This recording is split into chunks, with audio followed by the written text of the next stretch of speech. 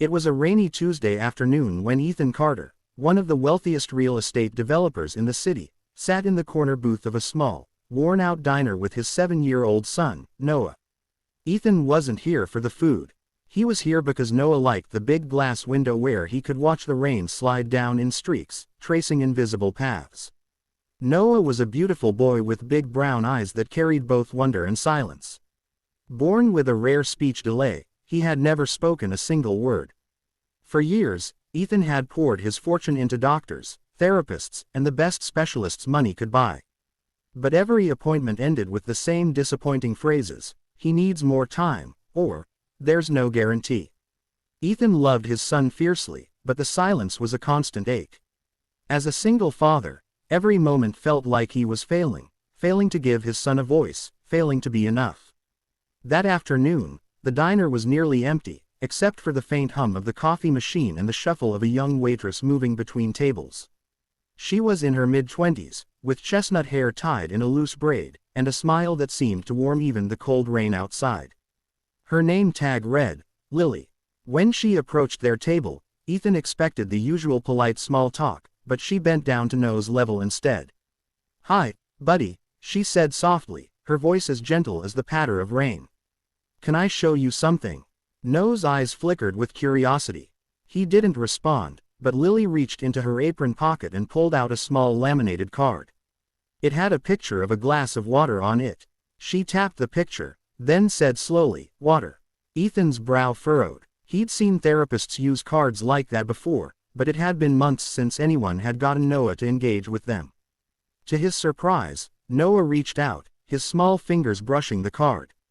He looked up at Lily, as if searching her face for permission. "That's right," she said, smiling wide. "Water." And then, just barely, like a whisper carried on air, Noah's lips formed a sound. "Wah." His voice cracked, and Ethan froze. Lily's eyes lit up. "Yes, water." Ethan's throat tightened. It wasn't a full word, but it was more than he'd heard in years. Over the next 10 minutes, Lily patiently sat beside Noah, showing him cards with pictures: apple, ball, mama, son, her voice never once losing its warmth. "And Noah," he tried. Stumbling, struggling, but trying.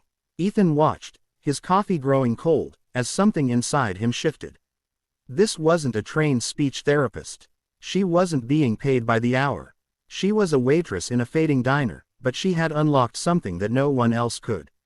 When they left, Ethan left a generous tip, but more than that, he left with his mind racing. The next day, Ethan came back. And the day after that.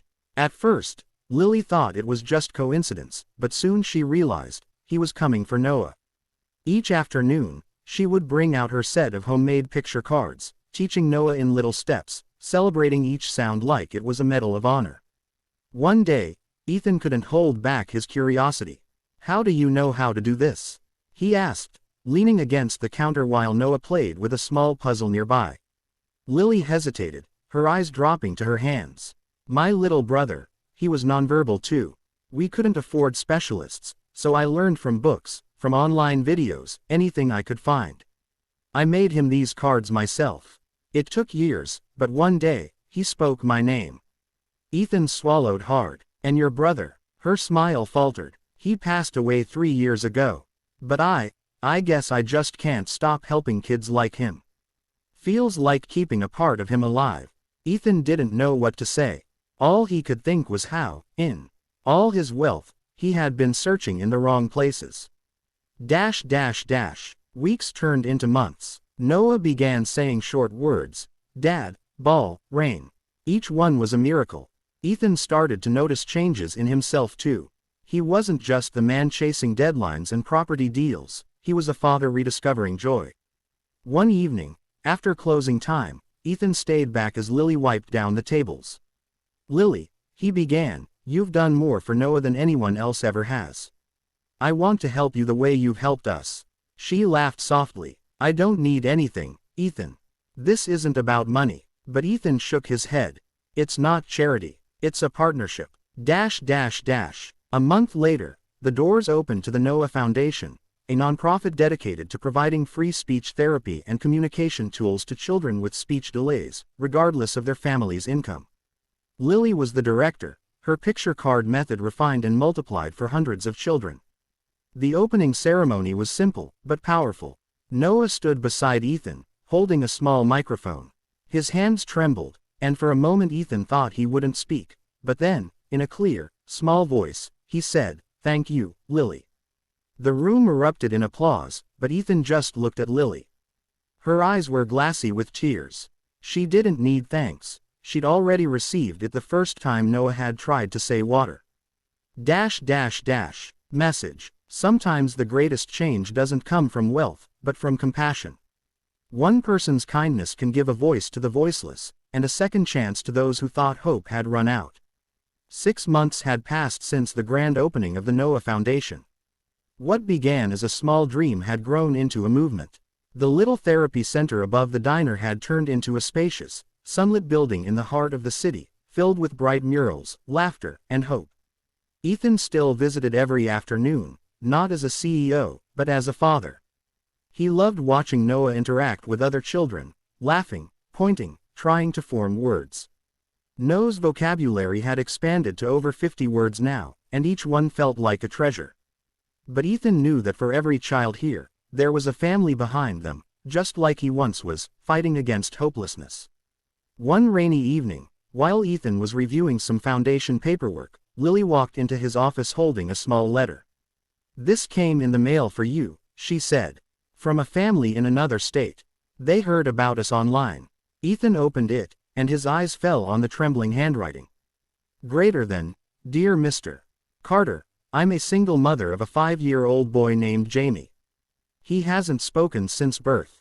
We live in a small town with no speech therapists nearby, and I can't afford to travel for treatment. Please, if there's any way you can help, I'm begging you." Ethan didn't even finish reading before looking up at Lily. "We're going to her. The next week, Ethan, Lily, and Noah boarded a small plane to rural Montana. They arrived at a modest, weathered home where a young mother named Grace greeted them with tired eyes and a cautious smile. Her son, Jamie, peeked from behind her leg, wide-eyed, shy, and silent. Lily knelt down to Jamie's height, the same way she had with Noah. "Hi, Jamie," she said warmly. She reached into her bag and pulled out a fresh set of picture cards. The first one showed a bright yellow sun. She tapped it. "Sun." Jamie didn't move at first. He just stared. Lily didn't push. She simply sat with him, patient as always, her voice gentle. Ethan watched from the doorway, his chest tightening. It was like seeing the first day with Noah all over again. Grace whispered, "He's never responded to anyone before." And then, it happened. Jamie reached for the card. His tiny lips moved. "Sue." It wasn't perfect, but it was a beginning. Grace covered her mouth, tears spilling down her cheeks. He's trying." Ethan's throat tightened. He knew this was why the Noah Foundation had to grow, not just for children in the city, but for families everywhere. Back home, Ethan called an emergency board meeting. "We're going nationwide," he announced. "Mobile therapy vans, online sessions, free resources shipped to any family in need. No child will be left behind just because of where they live or what they can afford." The plan wasn't easy. It required more funding, more staff, more time. But Ethan had learned something from Lily. Sometimes the impossible only needs someone willing to try. Lily, now the heart of the foundation, took on training dozens of new therapists in her compassionate approach. Noah often joined her, showing the new kids how to use the cards, his voice growing stronger by the day. 1 year later, the Noah Foundation had touched the lives of over 3,000 children. On their anniversary celebration, the stage was decorated with photographs of kids who had found their voices. Ethan stepped forward to give a speech, but before he could speak, Noah tugged his sleeve. "Dad," Noah said clearly into the microphone, "can I talk?" The audience fell silent. Ethan nodded. Noah looked out at the crowd, his voice steady and sure. "Thank you for giving me words, and for helping my friends get theirs." The crowd erupted in applause, but Ethan's eyes were on Lily. She stood in the back, tears glistening, her smile brighter than ever.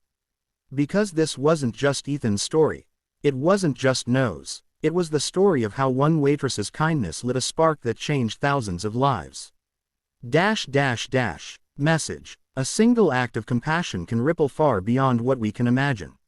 One person's patience can plant the seeds of hope for generations.